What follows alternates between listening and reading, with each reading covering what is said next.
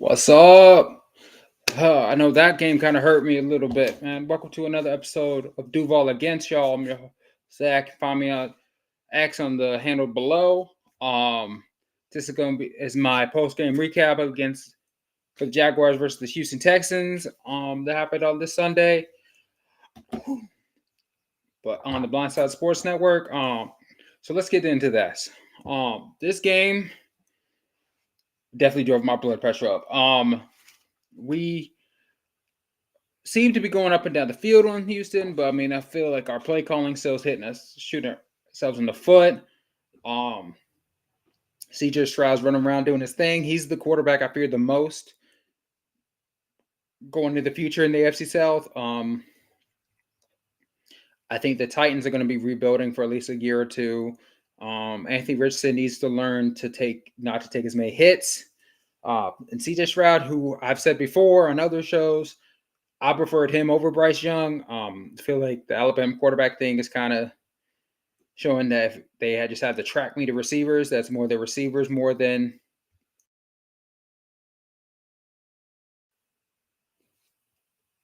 players. More than the quarterback. I mean, Mac Jones looks terrible. I don't know who's worse, him or Zach Wilson. Bryce Young obviously still needs some time. Tua didn't look good to it. They got him the track meet of receivers, like I said. So I mean, once they got Tyreek Hill and Jalen Waddle, then that's when Tua starts exploding. So we'll see. I doubt this, but CJ Stroud looks like he's the real deal. His game shouldn't have been as close as it was. Like I said, we kind of shot ourselves in the foot a little bit, but let's get into that. So early in the game, it looks like we're having a great game. We're going up that field. We're still struggling a little bit on defense with the deep shots. I feel like Darius Williams just doesn't have the speed to deal with some of them. And just to Turner just sprint downfield. I think he was able to hold his own earlier in the season with like the games against Buffalo, but obviously some of that's Josh Allen and throwing digs because otherwise I feel like a lot of those should have been touchdowns. But so obviously Tank Dell, we're having issues with him with his deep shots. So the Texans, so we're able to hang on, but both teams I feel like are going to be stacked for the foreseeable future. Just because I think there's just not enough for the rest of the offense. I mean, we got out early with the field goal early, and then kind of stayed ahead for the first quarter. For the good little bit, the only issue, or the second quarter, I mean, our biggest issue was the fact some of our play calls not the greatest yet, so we end up kicking field goals. Trevor had a nice little quarterback sneak dive over the line, which I feel like we need to run way more often than we do. I'll get into that in a second, but Trevor's 6'6". Most of these 1 yard issues we have, quarterback sneak, quarterback power every play. But I feel like I'm not sure if Doug Pearson has issues trusting Trevor like not to fumble, or if there's something other underlying condition there. And I feel like a lot of the plays when Trevor does it, it's Trevor doing it on his own, not what's called. Just like the one against the Chargers last year in the playoffs, that was 100% Trevor. He said, yeah, that call was not supposed to be, but I figured I was tall enough and big enough that I could get it myself, which I like hearing. But so we got up to a 10-0 lead, and then CJ Stroud doing his thing, running around. Our D-line's getting tired, and he throws a touchdown pass to Tank Dell. So it's 10-7. Then we're able to kick a field goal. They get 13-7. Texans drive, missed the deep field goal. We get the ball back with about 20 seconds, if I remember, or like 30 seconds. So we didn't have a ton of time. End up getting a pass to Christian Kirk, who's showing up, like I was saying. I still think he's the one. I think Calverley's good, but I still think the one spot still belongs to Kirk. Gets all the way down to the 1 yard line with 1 second left on the clock. I said it on X. I would have taken the points. Just with the way we're playing, or if we're not taking the points, I'm not running a toss or any pitch or any short side run and play. It's quarterback sneak only. And that's also, like I said, I feel like Trevor's big enough. He can just reach over and get it real quick. We don't. We try to run with ETN. It gets stuffed for no gain, just short. Which, again, a lot of us were mad about the play call, myself included. We got down there. That's our issues in red zone. We are having issues running our game.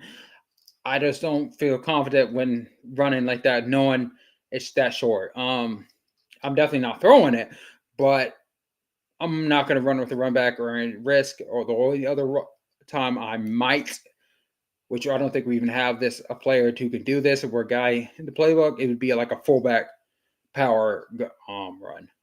But which again, I don't think we have any guy who we trust to do that. Tank basically was supposed to be that guy. We see how that hands out. So just bad call right there. I know a lot of people are like, well, if it worked, yeah, but it's still kind of risky with how we're running. So that leads us to a 13-7 at the half. Coming at second half, we're driving, and then on a bad no call, which all the players have hinted at. This game was the referees were awful again.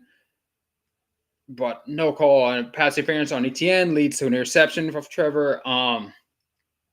They've all hinted at it. They don't want to say it directly just due to the fineage. I mean, but again, not affiliated, so I can say that was terrible call. The refs were awful, both sides, which I think led to some of the iffy calls in our favor later in the game because the refs realized they missed that call so bad. So due to the interception, Texans are able to go down the field and score, make it a 13-14 game. Then we get the ball back and we're able to score again later with touchdown pass to Calvin Ridley, who had another great game. But again, I still think Kirk's our one. I feel like when Zay Jones plays is when Calvin Ridley goes off. I feel like Kirk can go off no matter who's there. That's the only reason why I'm still putting Kirk as our number one receiver. Given Ridley has had 3 touchdowns in 2 games, which is great to see. He's had 100-yard games, which is good. Maybe both of them could get over 1,000. It's going to be kind of close, especially with our way offense is built. But we'll see. So again, he had a 1-yard touchdown, and then looked like the exact same route. I haven't watched the 22 camp, so I'm still not 100% sure. But with another pass to Ridley for the 2-part conversion, so giving us a 21-14 lead. Brandon McManus would later kick a field goal, make it a 24-21 or 24-14. The Texans come swarming back, get a touchdown. We get the ball. We get close. We end up going for a 50-plus-yard field goal. And McManus's field goal streak of 19 straight is finally over. Personally, I feel like some of that was on the play calling. We didn't really do him any favors. We lost yardage on that route, so it made it harder field goal. I feel like some of those late plays, we should just, instead of trying to chuck it deep, and it was Zay Jones who was this close to getting both feet in downs. We should have just ran it or squirt pass it to somebody. Just got to help it stay in range. But that's what it is. Our defense, who had been sacking C.J. Stroud twice at this point, was getting tired, but they tried to end it quick. Unfortunately, it didn't work. Texans get the ball back. That is when Josh Allen decided he was going to take over the game, who, again, needs to get paid. If it comes down to him, paying him over Calvin Ridley. I want both, but between the two, if it comes down to him getting Josh Allen first, I feel like someone's getting franchise tagged of the two. I feel like that's the ones we kind of can't let leave. Right. Josh Allen explodes, gets a sack and a half on, if I remember right, on this drive.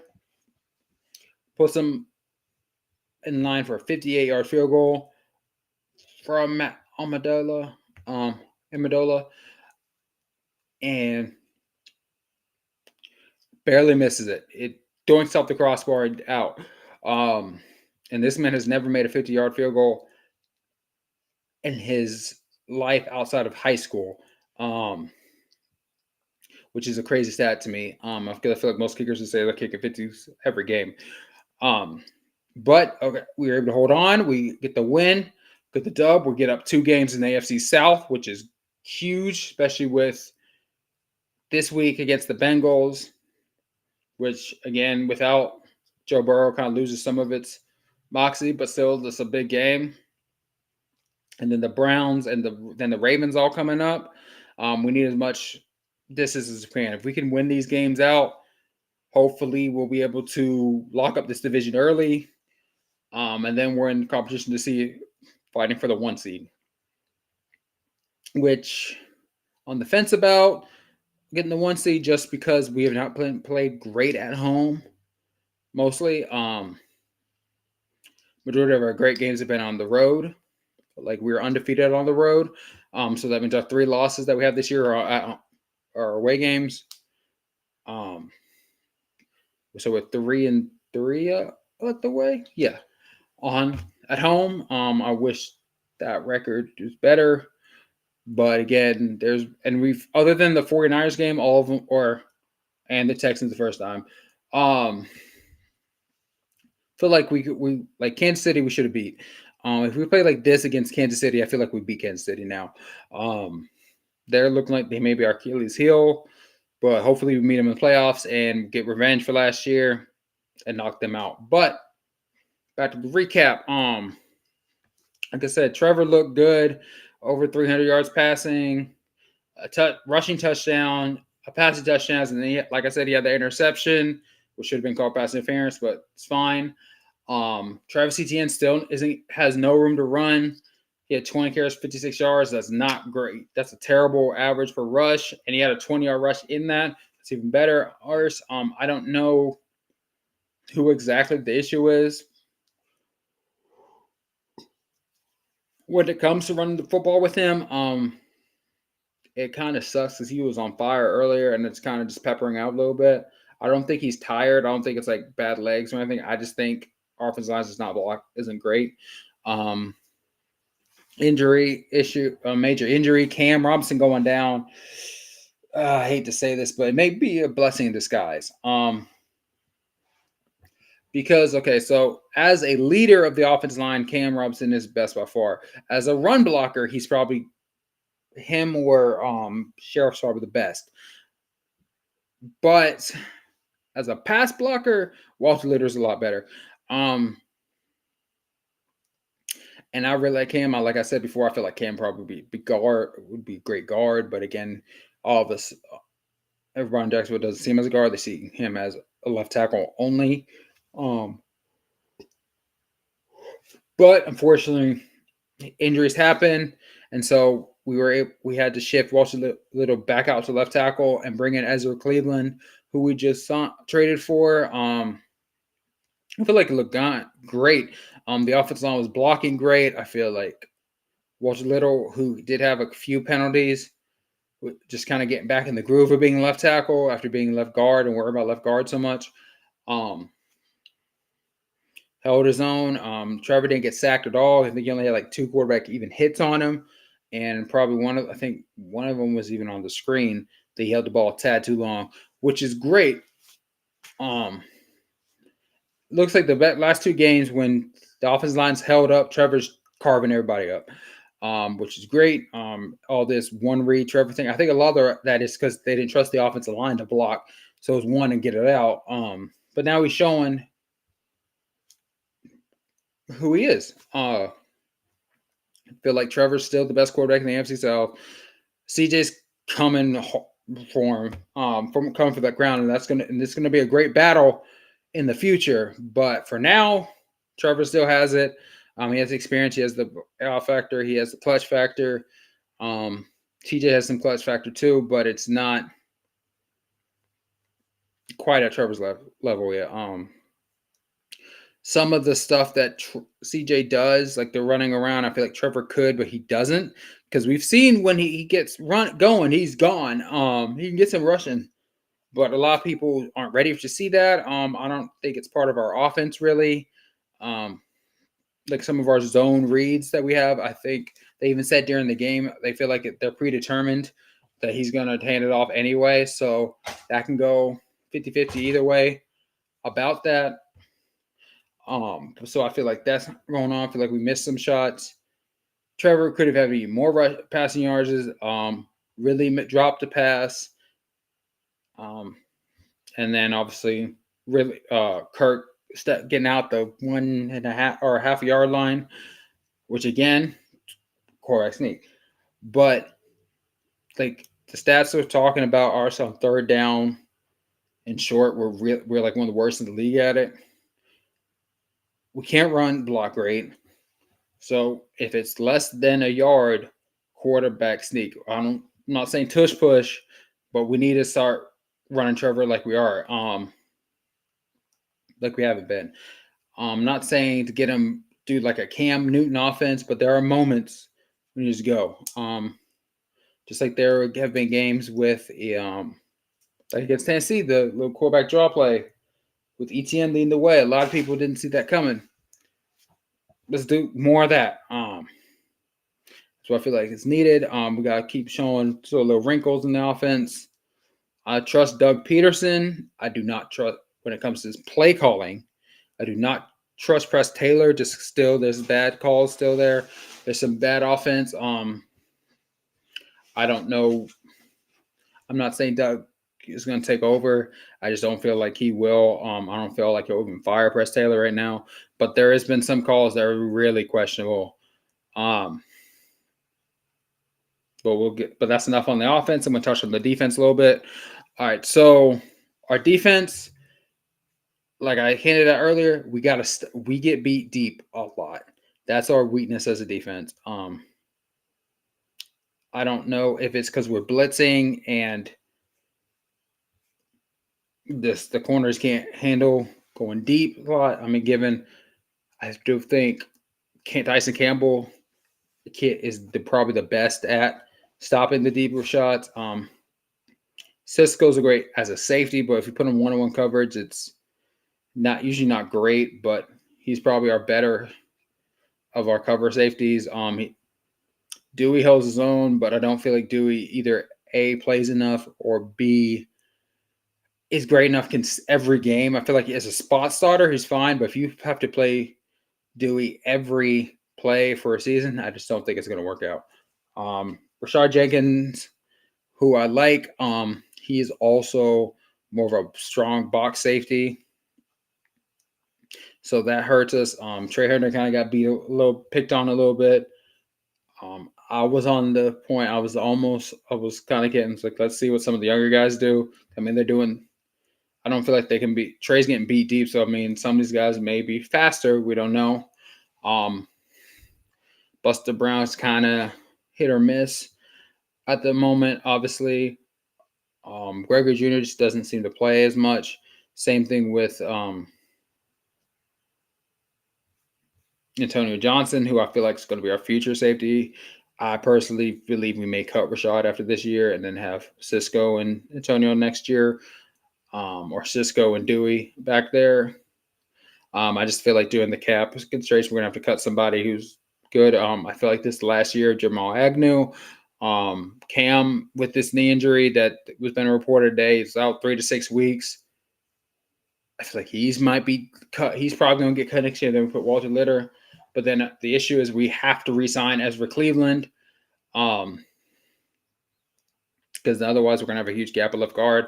But Ezra looked fine to me, so we'll see on that. But again, going defense, Josh Allen, he's second all time in Jaguar sack history. 37.5, 38.5, which is crazy to me. He passed Ngakoue with 6 games to go. There's no way he's catching one this year. If we keep him, he could in theory get up to He could get close next year, and then it would probably be the following year if he broke it. He is also on pace, though, to break our season record that Calais Campbell has with 14 and a half. Because Josh Allen's on pace for like 16, 17 sacks, which is great. He's showing what he can be, but he's also showing that they need him. Trayvon Walker, who is flashing better than he did his rookie year, I feel like we won't know the full on Trayvon until probably next year. See what we actually have with him. I also feel like he needs to have his hand in the dirt a lot more than he does. I feel like he's a lot better of a player with his hand in the dirt than as out of a 2-point stance.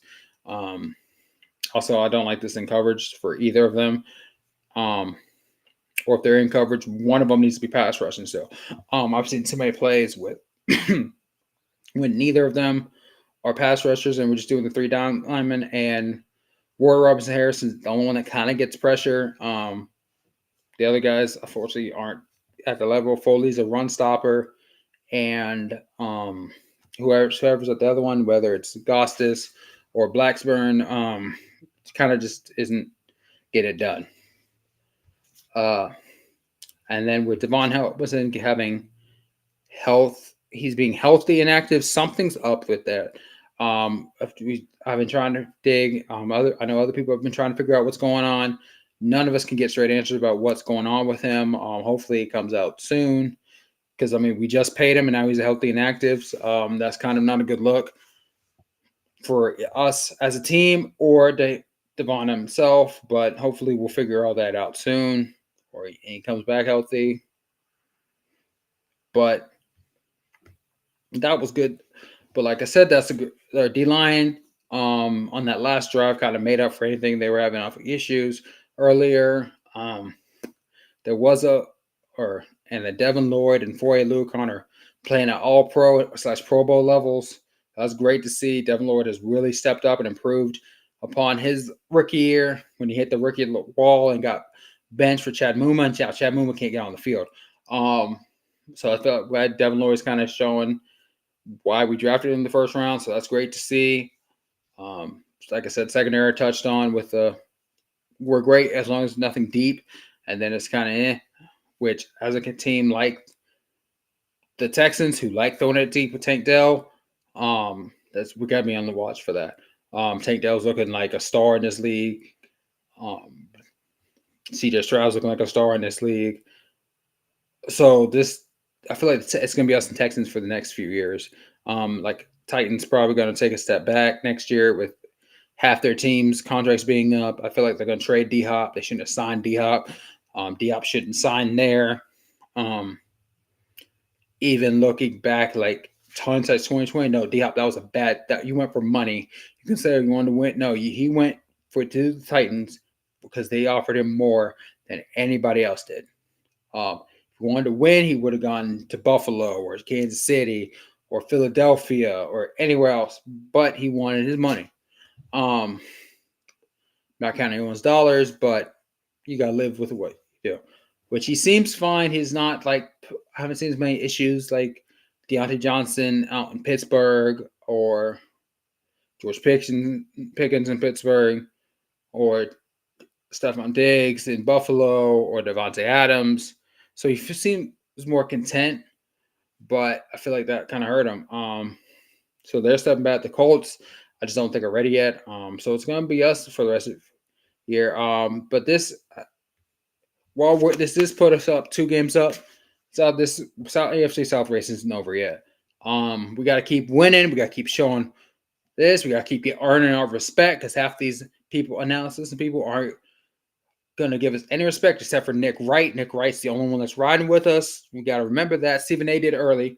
Stephen A. did give us some props early. I'll give him that. But the rest of these guys, Jacksonville sucks. Jacksonville can't be good. That record's fraud. But you said that about, they beat the Bills. They was tired. They barely lost Kansas City. See, Kansas City's so much better. They find ways to win. But no, so do us. We're finding ways to win. We're going to remember this in the playoffs, and we're going to keep it going. Remember, the AFC South runs through Duval County. Just remember that. All right, so I'm gonna leave y'all with that. Make sure to tune next week. Next week's episode will come out on Tuesday, just to obviously do the Monday night game. But just remember, this is Blindside Sports Network. Y'all never gonna see what's coming. And for that, and for Duval, let's get it all with